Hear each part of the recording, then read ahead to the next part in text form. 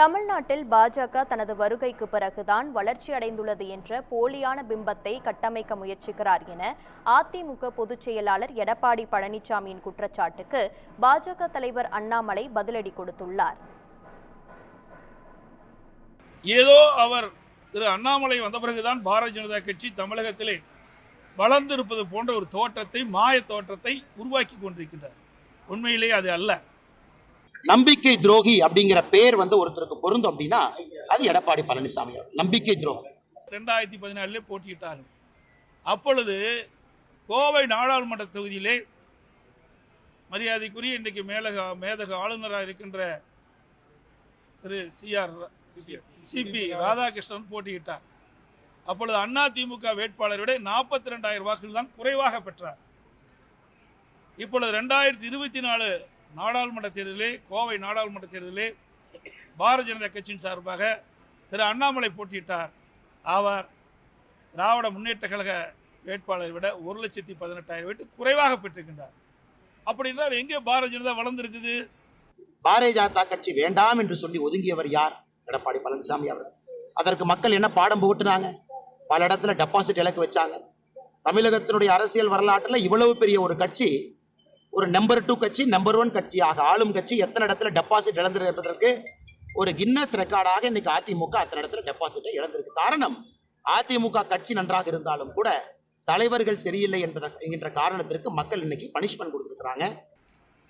அவர் பாரதிய ஜனதா கட்சியினுடைய மாநில தலைவராக வந்த பொழுது என்ன புதிய திட்டத்தை மத்திய அரசின் மூலமாக தமிழ்நாட்டு மக்களுக்கு பெற்று தந்திருக்கின்றார்? எதுவுமே கிடையாது. வாயிலே வடை சுட்டுட்டு இருக்காரு. எப்பொழுது பார்த்தாலும் பொய் செய்திகளை வெளியிட்டுக் கொண்டிருக்கின்றார். மற்ற கட்சிகளே அவதூறாக பேசுவதால் அவர் தொடர்ந்து வழக்கமாக கொண்டிருக்கின்றார். கோவை நாடாளுமன்ற தொகுதியிலே போட்டியிட்ட பொழுது 100 வாக்குறுதிகள் 500 நாளில் நிறைவேற்றப்படும் சொன்னார். எந்த கட்சியை சேர்ந்த தலைவரும் இப்படிப்பட்ட வாக்குறுதி கொடுத்ததே கிடையாது. ஆனால் இப்படி ஒரு பொய்யான செய்தியை வாக்காளர் பெருமக்கள் இருந்ததை சொல்லித்தான் இவ்வளவு வாக்குகளை பெற்றார் ஒழிய உண்மை செய்தியை சொல்லி பெறவில்லை. இப்பொழுது மத்தியிலே பாரதிய ஜனதா ஆட்சி தான் வந்திருக்குது.